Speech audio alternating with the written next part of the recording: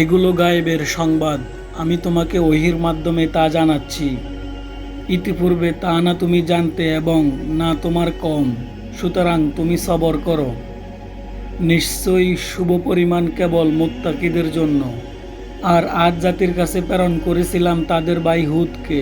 সে বলেছিল, হে আমার কওম, তোমরা আল্লাহর ইবাদত করো, তিনি ছাড়া তোমাদের জন্য কোনো সত্য ইলাহা নেই, তোমরা তো কেবল মিথ্যা রটনাকারী। হে আমার কওম, আমি তোমাদের কাছে এর বিনিময়ে কোনো প্রতিদান চাই না। আমার প্রতিদান তো কেবল তারই কাছে যিনি আমাকে সৃষ্টি করেছেন। এরপরও কি তোমরা বুঝবে না? হে আমার কওম, তোমরা তোমাদের রবের কাছে ক্ষমা চাও, অতঃপর তার কাছে তওবা করো, তাহলেই তিনি তোমাদের উপর মুষলধারে বৃষ্টি পাঠাবেন এবং তোমাদের শক্তির সাথে আরও শক্তি বৃদ্ধি করবেন। আর তোমরা অপরাধী হয়ে বিমুখ হও না। তারা বলল, হে হুদ, তুমি আমাদের কাছে কোনো স্পষ্ট প্রমাণ নিয়ে আসনি, আর তোমার কথায় আমরা আমাদের উপাস্যদের ত্যাগ করব না এবং আমরা তোমার প্রতি বিশ্বাসীও নই।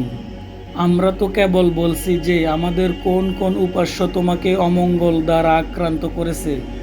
সে বলল, নিশ্চয় আমি আল্লাহকে সাক্ষী রাখছি আর তোমরা সাক্ষী থাকো যে আমি অবশ্যই তা থেকে মুক্ত যাকে তোমরা শরিক করো আল্লাহ ছাড়া। সুতরাং তোমরা সকলেই আমার বিরুদ্ধে ষড়যন্ত্র করো, তারপর আমাকে অবকাশ দিও না। আমি অবশ্যই তাওয়াক্কুল করেছি আমার রব ও তোমাদের রব আল্লাহর ওপর। প্রতিটি বিচরণশীল প্রাণীরই তিনি নিয়ন্ত্রণকারী। নিশ্চয় আমার রব সরল পথে আছেন। অতঃপর তোমরা যদি বিমুখ হও, তবে যা নিয়ে আমি তোমাদের কাছে প্রেরিত হয়েছি তা তো তোমাদের কাছে পৌঁছে দিয়েছি। আর আমার রব তোমাদেরকে ছাড়া অন্য এক জাতিকে স্থলাভিষিক্ত করবেন, আর তোমরা তার কোনো ক্ষতি করতে পারবে না।